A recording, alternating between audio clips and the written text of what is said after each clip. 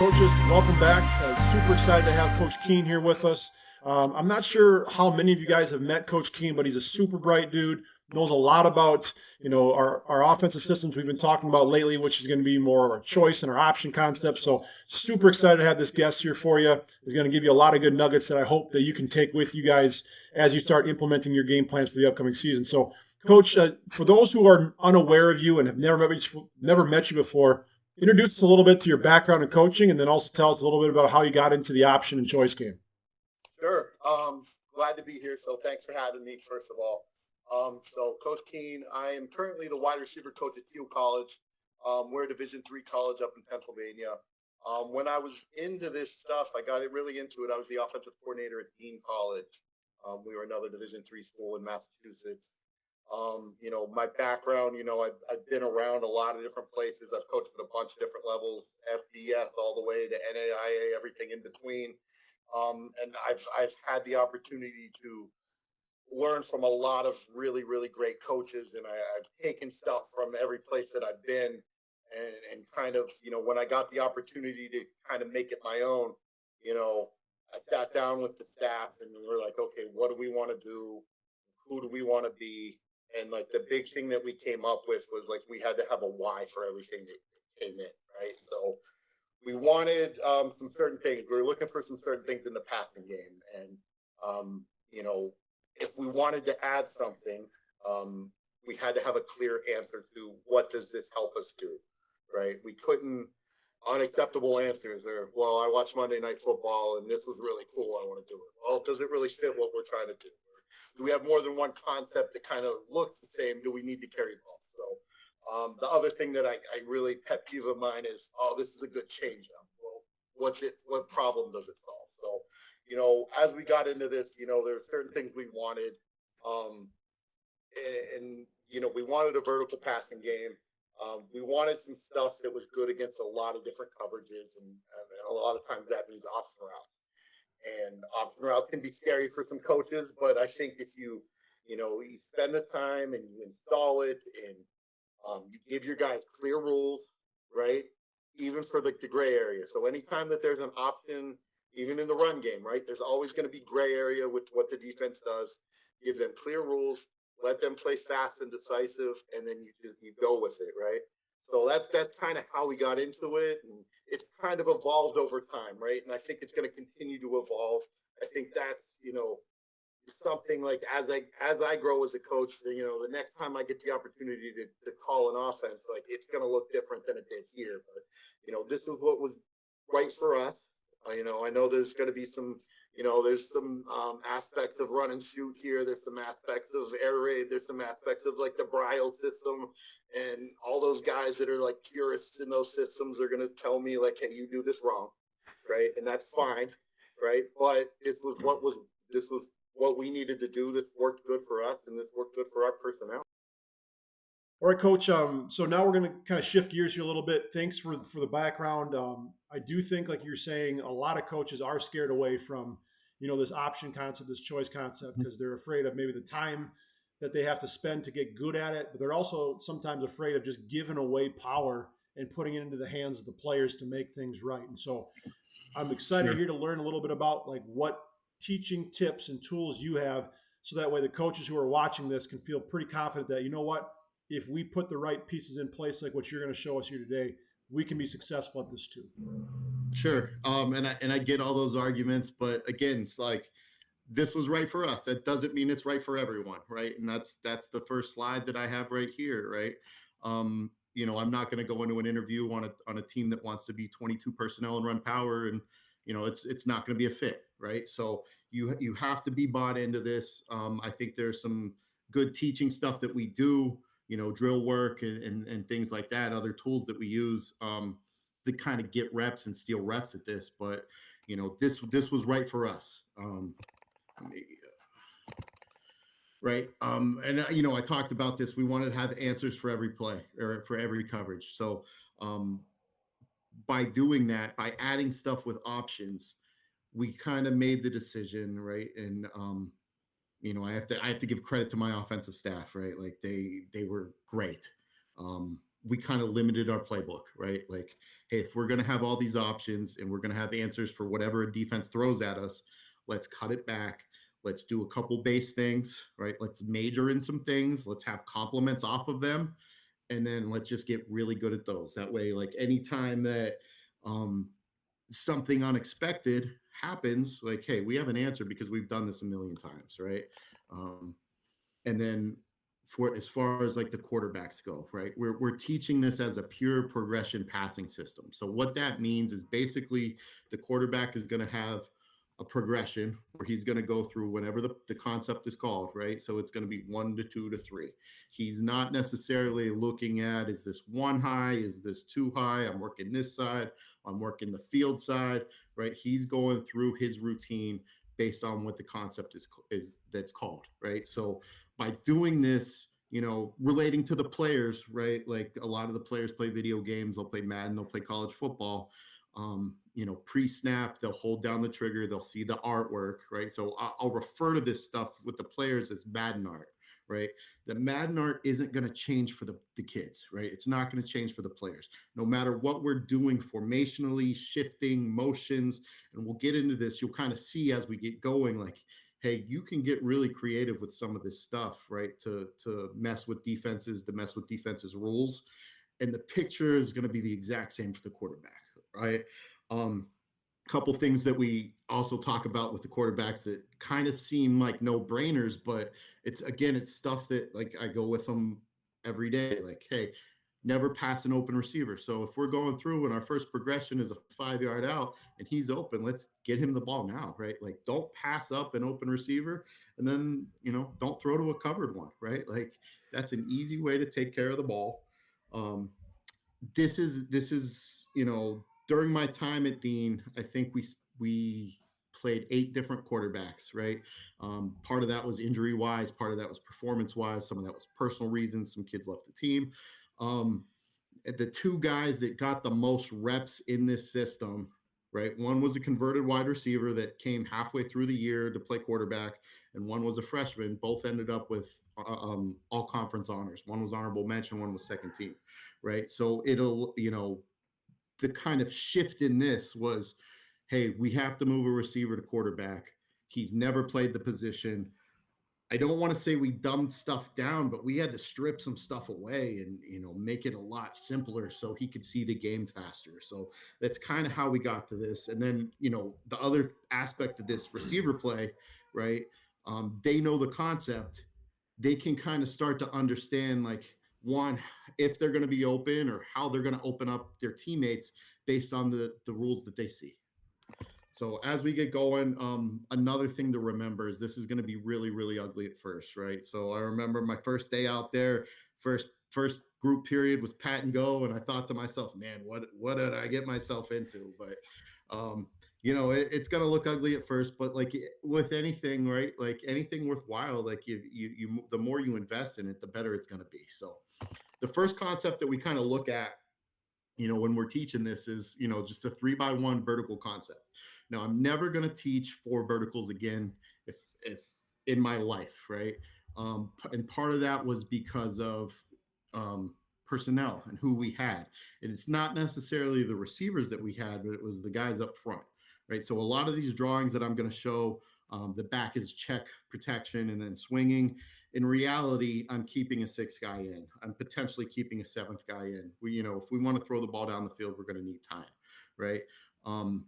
A lot of times when we have a 3-by situation and we're throwing vertical, we're never throwing this go, right? So what we decided to do, right, and I give a lot of credit to Jason Kalman, right? He was my offensive skill assistant coach, right? Let's just put this guy on some kind of a curl route. So we put him on a post curl. The first 10 yards are going to, he's going to sell it vertical. And then he's going to break to the post and come down and find a window. So we kind of refer to this as our, 15-yard check down the field, right? So this is the outlet for the quarterback. We're keeping the back in. We're keeping an extra tight end. However we're protecting it, we know that our outlet is down the field 15 yards. Now, why are we calling this, right? I talked a lot about, like, why are we doing this? right? Basically, we want to, for any of these concepts, we want to identify what area of the field we want to attack and who we want to, potentially isolate. In this case, if we have a solo receiver, our X receiver is going to be our best receiver. If we're getting a one-on-one matchup with our X receiver, let's take advantage of this, right? So the rules for him, right? He's going to take his best release. I would prefer an outside release, but I understand there are times where he's got an inside release, and we're really going to emphasize stacking, right? So we want to get back on the landmark. We want to push to 10 yards, and he's going to make his first decision at 10 yards, right? Is that corner with me? And this is, as I know, as a lot of these coaches listening probably have heard the phrase, like, if he's even, I'm leaving. If he's on top, I'm going to stop, right? Same thing here. The only other thing that we add is if it's flat footed, right, we're on top as well, right? We're going over the top. So he gets to 10, he makes that decision. What he's going to do is he's going to start to break down at 12. So if we get that over the top look, he's going to plant that outside foot at 12 yards and just pivot back, right? It doesn't have to be a hard comeback route. It's easier on his joints. It's an easier motion for those guys. And what we're going to do is we're going to time that up with the quarterback. So the quarterback's feet are going to be, he's going to take a rhythm step, right, for the timing. And then it's going to be a quick 3. So rock 1, 2, 3. By the time he plants, we should see if we're going to this throw or not, right? So if we're going to the throw, we want to throw it closer to the sidelines, almost out of bounds, let him get it, and we're going to take 10 yards. If it's a situation where I'm even, or it's a press situation where I can get on top of him, right? We're, again, stressing the receivers to stack. We want to get back on this line as much as we can, right? The quarterbacks, we're teaching them, if we're taking this throw, we see it's a one-on-one, we have our man beat, we're going to put a lot of air under this ball, and we're going to let our receivers run under it. We do a lot of work with our receivers with tracking the ball over the shoulder. They'll work high point drills. They'll work just different ways to catch this ball. But it makes the quarterback's throw a lot easier if you give him a lot of room. So if the ball is thrown out here, we as a receiver can adjust and track the ball out here and still get a completion. If we get ran to the sideline and we're right up and down the sideline, the quarterback has to be spot on with that throw to be able to get that completion. So again, just teaching the receivers why we stack and things like that, help this play, help the development of it. They get better at stacking. They get better at other things like that.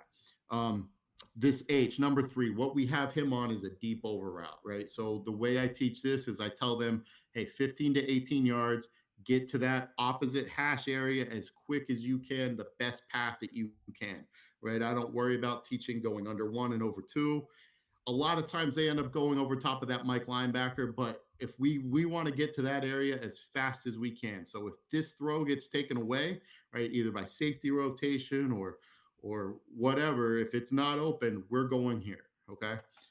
This third route, right, this is your traditional 4 verts, middle of the field open, the middle of the field close. I don't go over really 1 high, 2 high with those guys because we will see some 3 high stuff. I don't want to confuse them. So I tell them middle of the field open, middle of the field closed, either 2 yards outside the hash, or we're going to bend inside.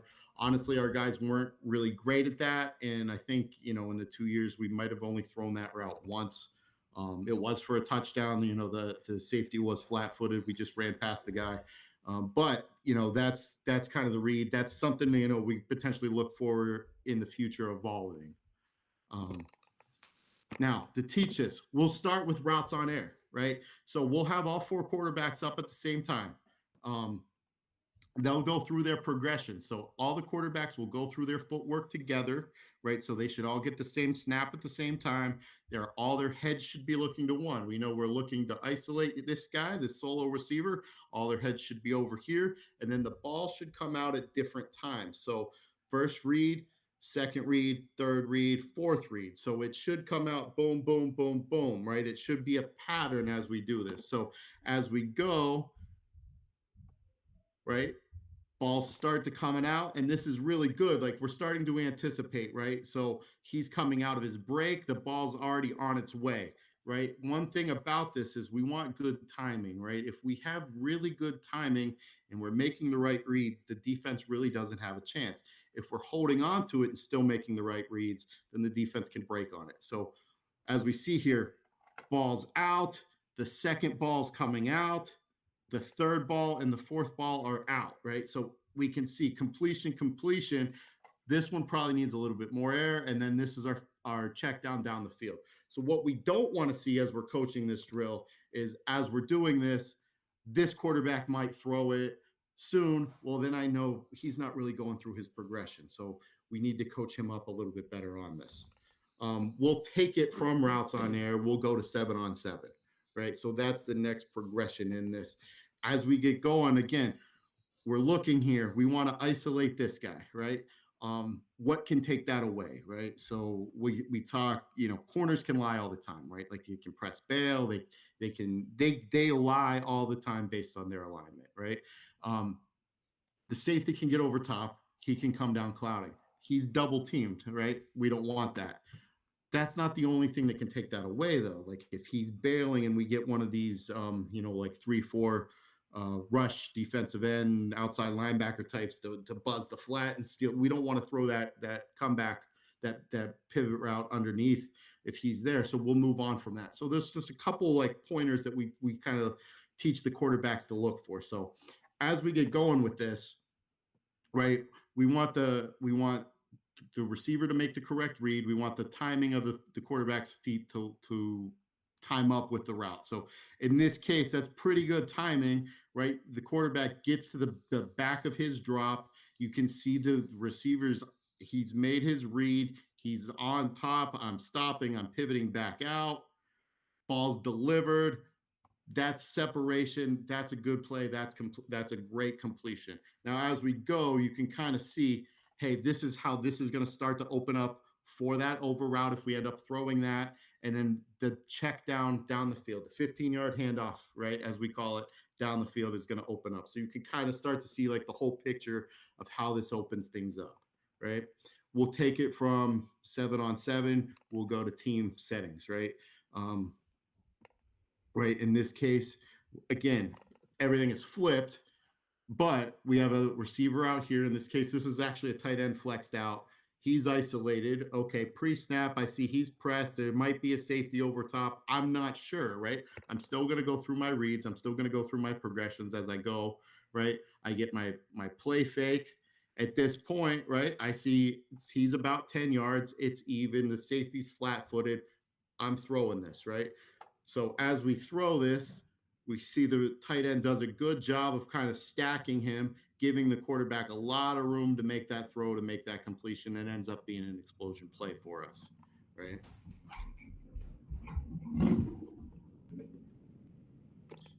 So right here, again, just different set. We have a pistol set. Doesn't really change anything, just dressing stuff up. A lot of bodies over here, a lot of mess pre-snap, right? Again, we can look at what we see pre-snap, but we have to trust our reads when we get into it. Play fake, quarterback's looking, we have a mess, right? So corners dropping, we have a safety over top. I don't really know what this guy's doing. We need to move on, right? Again, we go to that rule. Hey, is he never pass an open receiver, never throw to a covered receiver? Well, I'd say he's pretty covered. So if we see quarterback kind of shifts, right? Like I love when you have stripes on the helmet because you can really see what the quarterback's looking at. In this case, you see him actually physically turn. There's a lot of space for that deep over. Ball is delivered on time. Ends up being an explosion play for us. So we just talked about, hey, I like to see what the quarterback sees. A cheap answer for this, right? And, well, cheap is relative, but I strap a GoPro to the quarterback's helmet, right? And, I just give, the on off to one of the injured guys, one of the, student assistants. That way I can actually see what they're looking at, right? And I can use this, not only to correct them and what they're doing, but also like as future teach tape, right? So like the next season when the freshmen come in, they can steal reps by already watching this. So as we get going, we send the motion. So, okay, how does the defense react? Okay, well, the safeties are bumping over, the linebackers are bumping over, right? We're looking at this safety. He's clearly looking at number 3. All right, let me peek back out. All right, I have a one-on-one. It's pressed. I don't know what this guy is doing yet. I'm still thinking I'm good over here. So as I go, I get the snap. I go through my play fake. I see it's a one-on-one. I'm taking this. So I'm throwing this. And he does. He makes the right decision. Ends up, I think he ends up incomplete right here, but at least I can coach off of that. Like, hey, this is what he's seeing. His eyes are in the right place. This is a great tool to use, especially for younger guys. All right, so some game footage for you guys, right? So we were doing this. I think this was an early game that we were doing this stuff. We ended up setting the school record for passing touchdowns this game at 6, and I think we threw for 350 this game. Kept 7-man in protection in this case, isolating the guy at the bottom. Quarterback goes through his steps. At this point, it's not I'm even or I'm leaving. It's I'm already past him. Let's go. So we're going to throw the ball again with a lot of air under it, only where our receiver can get it. He does a great job of tracking it over his shoulder and ends up being a big play for us, a touchdown for us. Okay. Again, another look for us right here. We really don't have anybody up top, right? Like there's no safeties over top, right? We're looking, okay, we have a one-on-one matchup. This is what we want. After the snap, we just need to verify that it is one-on-one. It is. A lot of air under it. Let the receiver make a play. And I want to show this angle of it, right? Just because some of the stuff that we emphasize with the receivers, right? Like he's hand fighting with him, he's being physical, he's going up, he's being aggressive, he's high pointing that. We work that, that's stuff that we work in drills, right? So that they have the tools to complete these passes. He has an option, right? He can convert. So if we start throwing over the top, right, teams are going to back up. So this is a situation. I think this was a 3rd down. We're looking to the top of the screen. Number 1, that quarterback, he was the converted receiver. So as you guys watch this, you can see him at the top, right? We're bailing. We don't need to hit a home run. So like that's one of the things that you kind of have to get out of the guys' heads early is this doesn't have to be a home run every time. If they're going to give us 10 yards, we're going to take 10 yards and go down the field, right? So make sure that they understand that. Make sure that they understand that the reads that they're making, right? And it just takes reps. There's another 4th down situations. We're isolating this was another tight end that we had split out. He was pretty good. This was 4th down. In this case, we kind of get away with a little bit of a false start, but we survive a bad snap, still have good timing, right? The ball is still thrown on time. We catch the ball, completion, out of bounds. It gets a 1st down. We keep the drive alive. We end up scoring on this drive. All right, Coach. The next thing that we kind of look at, if they start taking away that solo receiver, that X receiver, we want to start attacking the field, right? So we add this concept. We just call it seam. And I think this is where we start to have a little bit more fun with stuff. We can dress this up a little bit and do some different things because we have more than one person in the concept. So the first thing that we're going to do is that solo receiver, we're going to put him on that poker route, that check down 15 yards down the field. Probably going to keep the back in protection, right? Outside. So the Z, he's going to have the same exact rules that X had before. Once we get to 10, we're making a decision. On top, I stop. If I'm even, I'm leaving, right? We're going to have some kind of a flat control. In this case, it's going to be the tight end coming from across the field, right? We can dress this up. We can do a bunch of different things with this. But the fun thing that we get to is we get to the seam read part. So how I teach this, right? So we have these lanes on the field. What I teach the slot receiver is the only person that can take this away from you is going to be the safety, right? So if the safety is on top, so we're going to push vertical, again, best release to 10 yards, right? If that safety is on top, we're going to curl back into the ball and find a window back to the quarterback. So we want a clear picture between us and the quarterback. If there's somebody in the way, we can bring it in. But a lot of times, what I'll do is I'll use this flat piece of it to kind of control that. That way, it ends up being a clear picture for him, and he can just turn. Now, the second half of this looks pretty complicated. There's a lot of dotted lines. I think this is where some coaches end up getting scared of some stuff, right? It's not as complicated as it looks. So if that safety is not taking this away, we're going to take this vertical and continue running, and we're just going to run away from any defender that we might see. So if we get a situation where the safety's rolling over top, that maybe like a cloud cover 3 look, we might end up bringing this in a little bit more. Or if it's a one high man free, we might end up fading this out a little bit more. It's not as complicated as it seems, and it's going to happen naturally. So I just I show them this, so I want them to know, like, hey, you don't have to be a robot. You don't have to run exactly on the line. Run the grass, find space, get open, right? We can dress this up a couple different ways. Again, we'll get into this as we get going. I like to use the sniffer in the run game, so we'll just add him as that piece of the flat piece. But we're looking for, right? We talked about the pure progression, right? The Madnart. We want this triangle out here is basically what we're looking for, and how different ways to get to that. So as we get going, we're watching this. This looks like a 12 personnel set, tight end wing set. We have 2 receivers to the field.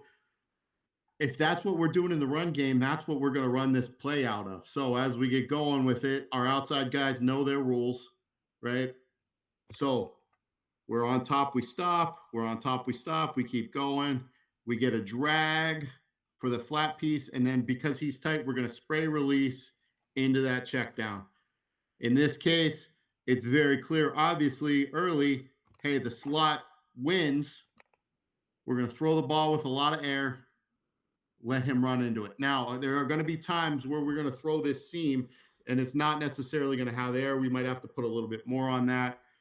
It's that one's a little bit more iffy, but if he's wide open like that, we're going to let him run under it.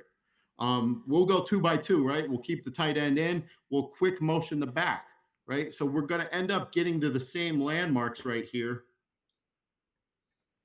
with that poker backside, just keeping the tight end in.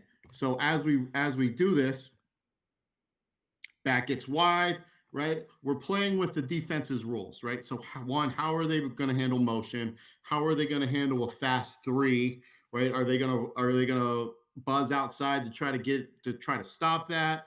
Are they going to get their depth? Our guys end up making the right decisions. This guy's a little bit deep, right? Something, again, that we have to work at that takes a little bit of time, but nobody ends up going with the flat piece. We get it out to the flat piece now, let him throw him, lead him a little bit, let him go run, right? We'll go formation into boundary, right? So this one's a little bit more unique. We'll go formation into boundary with the sniffer, with a stack. So we're soloed up out here. We should know I'm soloed up. I have that poker route. We're going to get to the same landmark. So again, we know right here, because he's in the backfield, essentially, he knows he's got to get across the formation. He'll go underneath of it. We'll get to that. We'll get to the Madnart that way, right? So again, the picture is going to be the exact same for the quarterback.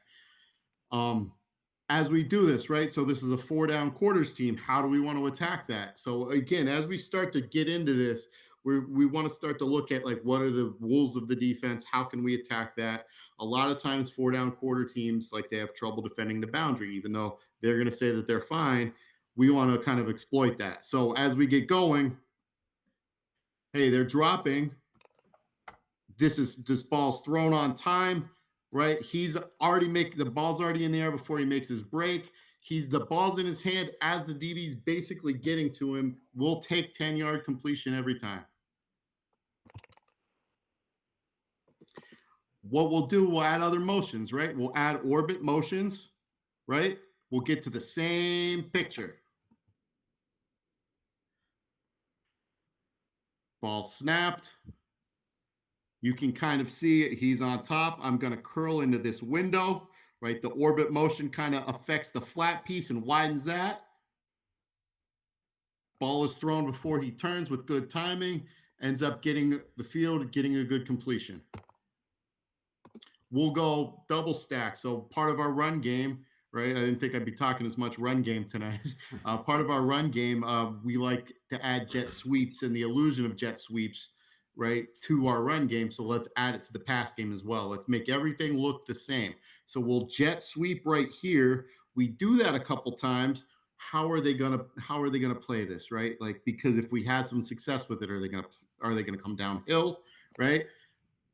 And again, with the receivers out there, they know that just because they're lined in tight right here, right, doesn't matter. Like, they have to get to the same landmarks. We got to get somebody out here by the numbers. We got to get somebody up here by the hash.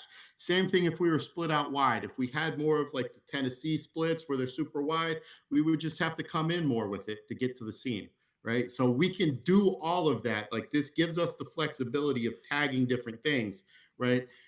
Basically, it's how do you want to manipulate the defense and the rules to get your guys open. So as we go, hey, we're running right here with this, right? This guy gets cut loose, right? Just because of the threat of the jet sweep, if that corner delays, he's got eyes in the backfield, he's beat, and ends up being a big play for us.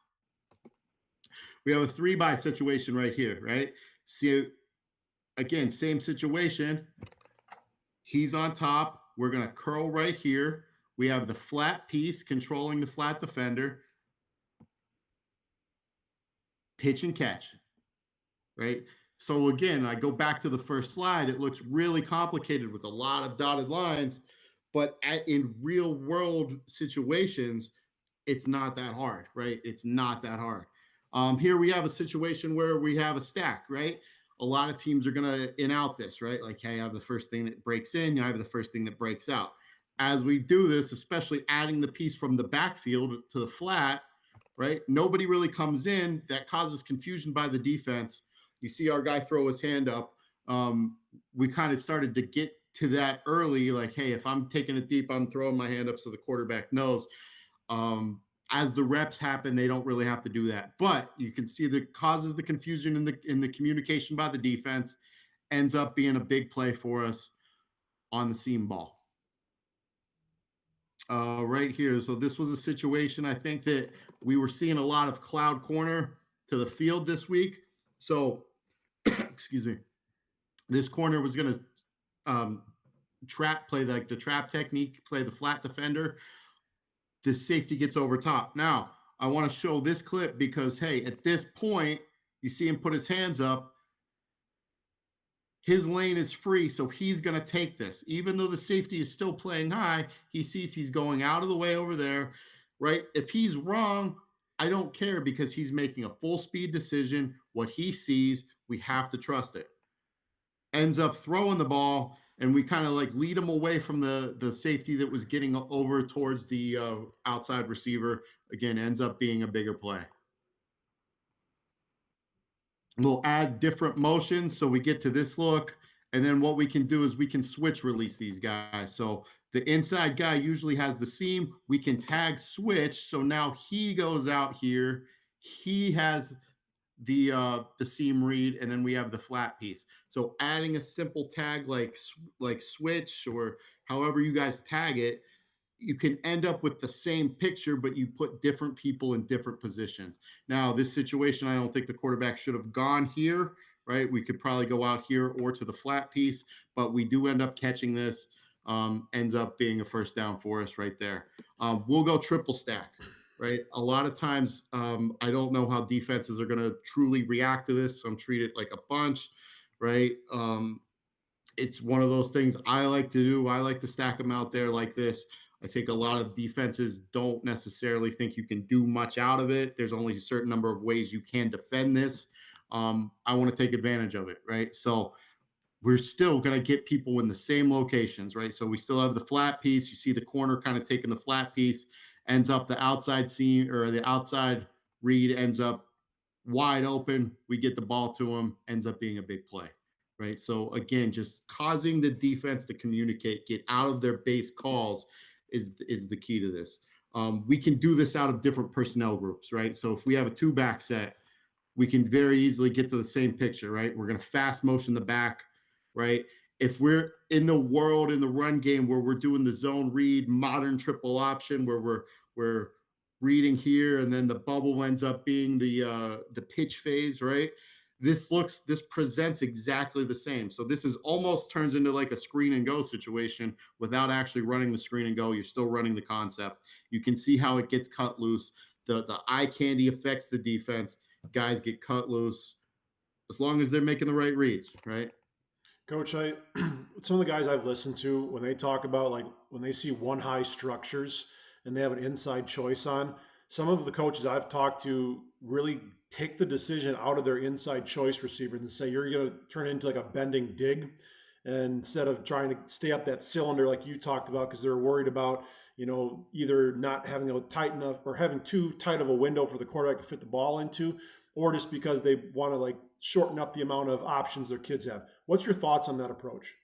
Um, I I understand why they do that. To me, I wanted clear, simple rules without a lot of ifs, right? Yep. Like I'm very big on rules, and every rule is going to have some kind of an exception. I kind of want to limit the exceptions, right? Mm-hmm. So yes, I understand that that might not necessarily be an easy throw if it's one high and right, we're keeping it up, but I'm going to live with it. Right. And I know that's not necessarily like a great answer for you, but it came down to like the investment that we wanted to make with it. We thought that we could handle, like, hey, if that was capped and we're curling it in, we thought the flat piece could handle a lot of that. We just thought we had other options. And then the other thing, even if that gets taken away, we know we have that poker out on the backside, right? So we should be able to win with the poker out backside. If we can't win on that, we got to find a different guy, right? Mm-hmm. As simple as that. Yep. Hopefully that answers it. Yep, for sure. That was just my thought process on. Um, Again, we get going here. We might see teams start to blitz us a little bit, right? Just know that you have like that outlet with the flat piece, especially if you're going like the two back set, you'll be able to get the ball out to them quickly. Um, Here's some game footage of this, right? So here we go. We had a 2x2 set. Here's exactly kind of you're talking about. This ends up being a one high look for us. Um, Balls out. He knows right now he's not capped. He's keeping it as close to the hash as he can, and we're going to let him run under this. Um, Again, that's kind of what we wanted to do is like, going back to the guys that we could get at the school, the personnel, right? We had smaller guys that were a little bit more speedy. We wanted to let them run. So in this case, like, hey, let's get it to him. Let's just throw it deep where only he can catch it, end up being a big play for us. Right. This one, 2x2 situation. This was more of like a 2-minute drill. So at the end of like the play, you're going to see the receivers like try to get out of bounds. Normally he wouldn't, but right here, he sees that it's capped. There is a window. He catches it for the first down, and then that's why he tries to get out of bounds. And I was holding my breath. I thought, oh my, you just lost the first down. He ends up getting it back, getting out of bounds, saving the clock. Right. Now, other stuff, right? We talked about like, hey, can you get creative with this? We can run this out of empty, right? Now, I only drew a certain number of concepts, like, hey, we have the triangle over here, we have the poker over there. How do we do empty? Well, this is really like a one personnel, so we're going to keep the tight end in, right? Let's add some motion, and then what we're going to end up getting, right? Hopefully, we get them into some sort of an empty check and can take advantage of that. So we add the orbit motion. Tight end stays in, ends up being a one high. Slot receiver gets a little bit caught up right there. And then we don't throw the best ball. But you can see if he leads him a little bit more with a little bit of air, like this ends up being a big play for us. Instead, it's an incompletion. We live with that. It's there. We got to go back to it, right? Like I got to get the guys upstairs to tell me, hey, that was there. Go back to it, right? Now we talked about this triple stack, right? A lot of times I don't know how teams are going to play this. So in this situation, right, we have the triple stack. It's a muddy game. It's a rainy game, right? let's load up the box. They kept 6 in the box. They played 3 over here. We have checks built in for the quarterback, for the receiver. I don't want to really get into like the signals specifically, but the quarterback signaled to the receiver like, hey, you're one-on-one, let's take this. So even though we have the seam concept to the field, if I gave the guys the freedom, if they saw it was a one-on-one with our best receiver, let's take this, right? We still have the concept to the field, right? And we still got a guy cut loose out here with somebody in the flat, but we end up running past the DB and end up scoring a 70-yard touchdown in the mud, right? So just having tools built in to let the guys play, right, I think is also important. Same situation right here, right? Like we're adding a little bit of motion with the tight end right here. You see some reaction for the defense, but quarterback sees that it's kind of one-on-one, get a play fake, freeze the corner. You see right now he's wide open, right? Quarterback kind of takes a hit as he throws, but we end up being a great catch right here. The guy goes up, high points, it ends up being a big play. So we do give our guys a little bit of freedom, right? The big thing with that is I'm usually on the sideline when I'm calling it. When I get to the quarterback, I talk to the quarterback. I go, I want to know why you threw that. And that doesn't, the big thing with that is I want to stress, like, you're not in trouble. I just want to know why you made that decision, what you saw. That way I can talk with the guys. We got the tablets now, so I can actually see what's going on. And okay, maybe I need to call something else if that's what you're seeing. But again, I want to stress with them, like, I'm going to ask you why you made that throw. It doesn't mean it was the wrong throw. I just want to know what you're seeing. We'll have a couple other things that we'll do. The why for this. So we wanted a 2x2 version, right? And a lot of teams that were playing some one high and we wanted to attack the seams, we were going to get our inside guys on the seams. Another thing was we wanted another like seam option to the boundary. Like a lot of times, like, we were soloing up this guy. We wanted some seam stuff to the boundary. It's a shorter throw. It's an easier throw. And we had a really good tight end that we wanted to get involved with this. So a lot of the stuff for this, a lot of the teaching is the same. Our outside rule is exactly the same. We're going to get to 10 yards, make our decision. Our inside guys are making the same decisions on the seam. It's loading right there. The only difference, right? Like we're going to keep the back in. We're going to get the outside most guy on a one-step slant because we want to get him in front of that, Sam nickel player, star player, right? We want to get him one step in front of him to kind of hold him, right? If he blitzes, we're going to throw hot off of him. But again, we're not going to spend the time running him all the way down the field, right? If we're not going to throw that. So we'll go inside seam, boundary seam, outside, right, for this progression. So as we get going with this,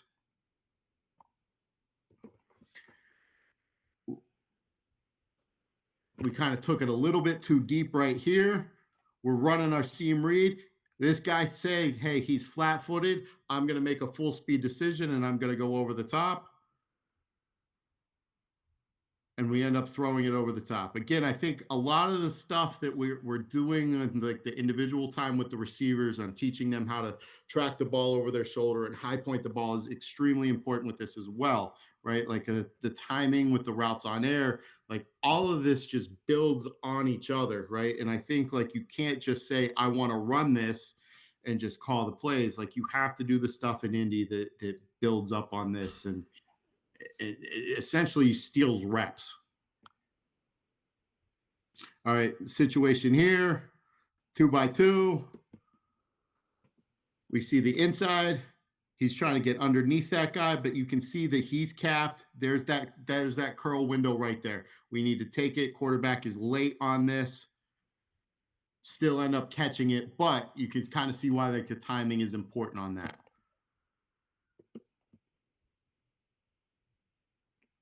All right, right here, we get the same situation. He's coming underneath, right? That allows that to open up the seam read right here. He's saying flat-footed. Actually, he stops. I think he could have kept going. And sometimes your guys are going to be wrong, right? So some of this is good film, some of this is bad film. So we should be looking there. I think quarterback thought the same thing. Moves on. He should go right here. He should go right here now. He's making the right read. And then outside. So one of the things, especially with younger receivers, right? If he's getting his butt kicked by that corner, right? He gets to 10 yards and he's even with him, but he's not winning over top. You can't just pivot out just because, hey, I didn't win, right? Like take it up top, keep going. We end up throwing it, getting the catch, but you can see how like the timing is important and the reads are important, right? Now, we talked a lot earlier about that tight end being in that sniffer position. A lot of times defenses will not treat him as a vertical threat. So we want to get another way to make him a vertical threat. So what we can do is we can switch release these guys. So our outside guy will now be on the seam read. We'll almost wheel the tight end. And then we have the same landmarks for the quarterback. It causes confusion. Again, just anything to get the guys to communicate, right? And you can see how it ends up. The seam ends up becoming wide open. Big play.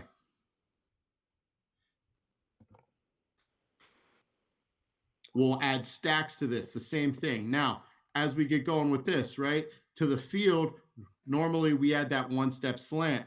We want to keep the timing the same, right? So we don't want him to keep going right now because he's going to end up all the way over here by the time the ball's thrown. So we'll outside release him to get under that that nickel defender, right? So he'll end up going out there. It ends up being hot. They bring off the edge. That's where that catch ends up coming in play, right? So if they're going to bring especially two off the edge, our back is going this way, so we're sliding. Somebody's probably cut free. Get the ball out now, get it to our guy. Now we had some confusion, right? So this all isn't great, right? We had some confusion back here. Outside guy didn't get the switch call. He ends up going vertical, and we almost like wheel behind him. So there again, like this is going to be ugly at first. You just have to coach it up, right? We'll add motions. You can see, okay, how are they gonna rotate with the motions? This is gonna open it up to the field. Bad ball ends up being a pick, but you can see the throw is right there, right? We can keep the tight end in. So we did a couple things earlier where we put him in the sniffer position, kept the tight end in. We're going to do the same thing right here where we're going to have our outside guy on the seam, and then we're going to free release our back down the sideline, right? So we end up, again, the same picture. So all of this is one call. We'll just add a tag to it, right? A protection call, we'll add a switch call, and we get the same picture for the quarterback, but we have different vertical threats for the defense. Right? We again, same thing right here. If we have two backs, we can add that switch call where he's the seam read. He ends up being outside on the wheel. And as the quarterback goes through his progressions, this is something that we can like kind of game plan too, right? Like if we have a guy that's we can try to hide a receiver back here, right? If he has better ball skills than a running back, right? Because a lot of times the running backs aren't, going downfield and high pointing balls. So let's try to hide some guys there, right? Some game stuff. Okay, so this has evolved a little bit, right? We didn't have that underneath slant initially, so we kind of had the guys stopping, but we had a 2x2 stack situation. See him stop down here. Our slot to the top says, hey, he's flat-footed. I'm going to keep running.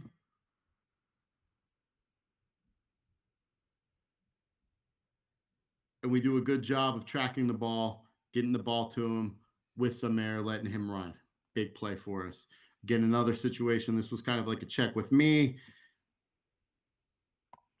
2x2. You see the field receiver kind of slant underneath. He's kind of reading, hey, am I on top? Do I stop? He takes it. I don't necessarily think he makes the right read, but hey, him and the quarterback are on the same page.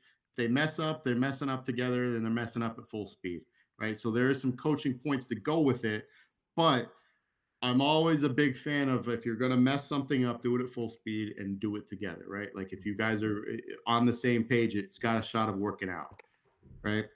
A couple compliments off of this, right? So a couple things that we could do. I don't have a ton of film on this stuff.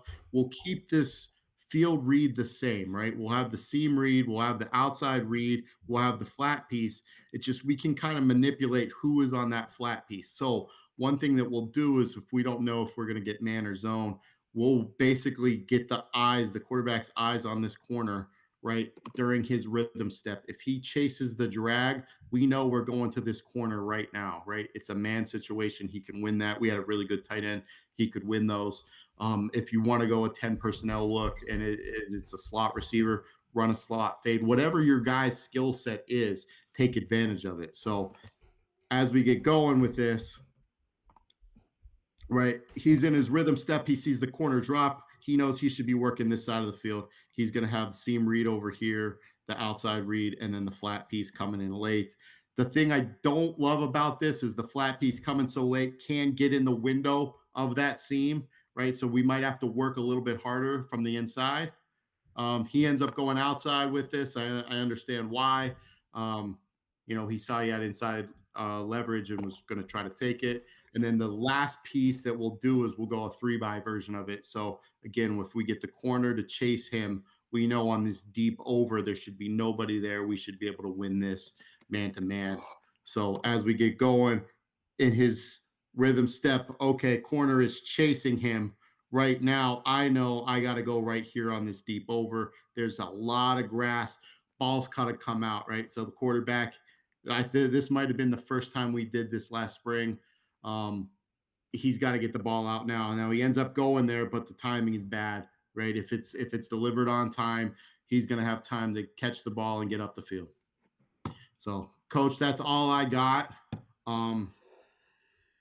I got my contact information here. So I'm at Coach Tom Keane on Twitter, on Instagram, Coach Tom Keane at Gmail. I love talking football. Pick my brain. I'll share anything that I got. Well, Coach, we're super appreciative you shared your intellect with us. A lot of good things. Like as I'm watching this, as a person who's run a little bit of this for about a year now, like just the way in which you present it, I think is very interesting in terms of how you match your personnel to a concept that is you're going to get a lot of yield out of it. Like you're talking about, like rules that are in place that I Mhm. don't need to sit there and install every single week a brand new concept. I can just say, here's my little wrinkle, here's my motion off it. And I think that's such an important piece that I hope coaches at home are listening to of the real yield comes from the details of doing small little adjustments like this rather than finding a play like you said on a Saturday and say, hey, I'm going to install this because it'll look really, really good on, in the SEC or something like that. So I think that was super important. I do have one question for you here, just kind of if you had to give advice to like a coach who's I'm going to start at ground level with this stuff. What would you say is a good maybe of the concepts you presented? What's a good starting point for them to go off of and then build from there? Sure. So, as I install this, in the spring and fall camp, I do have experience on the defensive side. So what I do is, I'm always going to start in a 2-by-2 set with no motion, right? So I know that the go concept that we ran, that's going to be out. So what I'm going to do is I'm going to go with the seam and I'm going to go with the read concept that I went because it's going to be the same teaching on both of those reads, right? So we're going to start slow with that before we start diving into like formation tags and motions and things like that. Um, I think again, I kind of mentioned it earlier, like the details that you do in your individual and your group work are going to matter, right? So if we can get routes on air with coaches or scout players giving reads for the players, right? I think that's important, right? The more game like situations that you can put your guys in, right? I think the quicker they're going to pick it up, the more benefit that you're going to get from it. Don't just kind of go through the motions and like, hey, again, like those, don't just throw this in and think it's going to be perfect. Like you have to work at it, right? Like Mm-hmm. you have to spend time in different group works. If you want to get your backs more involved, they got to throw an indie, right? Like it's one of those things. So just I think taking time to organize your practice, organize a plan, lay everything out, right? Like, you know what your schedule is going to be like for fall. Sit down day by day. Hey, this is what's going in. This is what I want to focus on. Don't overcomplicate it, right? There's going to be days where we only call our vertical stuff, right? Like once it's all in, like, hey, coach, it's a vertical day. Just be ready, right? Mhm. Or and the next day it might be a mesh day, but again, just I think just taking the time with it, being patient with it, and coaching the details in the group work, in the 7-on-7, in the scout periods, it's going to pay off on game day. The other thing I want to ask you, because I love talking to coaches, when we talk about this kind of stuff, they're like, well, yeah, I would run this stuff too if I had a quarterback with a big arm. But like what you've shown is like we got a converted wide receiver that we've put Mhm. out there and we still were super successful. So what would you tell those coaches who are like, I don't got a big arm quarterback. I love this scheme. How can I do it? Well, I think like we don't have to have the wide Tennessee splits, right? Like there's a time and a place for that, and if you have the personnel to do that, sure. Like that again, you're manipulating the defense that way, right? I think that you kind of have to build it to what you have, right? And some of the clips towards the end with some of the the corner and the drag. We might have been underthrowing with, like those were some younger guys at quarterback. But again, I think just with time, like the guys start to get it. You start to get a better feel for like, hey, what you can do. You might work more boundary stuff, right? Like it's a shorter throw, especially like high school hashes, right? Like, hey, let's work more boundary stuff, right? Don't necessarily like this is what I see on Saturdays. Like it might not work for you. And again, like that goes back to the first slide that I had. This is what we did because this is what worked for us. And if we had different personnel, we would have to adjust, we'd have to evolve. And I think that just finding ways to attack the defense in a consistent way, like you said, like we're not installing new plays, we're just dressing them up, right? So finding what fits for you is important. And I think some of the high schools that have spring ball, that's a perfect time to experiment, right? If you're just taking a job and your first practice is in August, it might be a little rough. But those summer sessions, those spring sessions, that's the time when you can really experiment and see what's good. All right, Coach. Well, again, super appreciative of you guys or you coming on and joining us. We wish you the best of luck going forward, and always if there's anything we can do for you, please don't hesitate to let us know. But thank you so much for your time. Absolutely, coach. I love talking football. Please don't hesitate to reach out.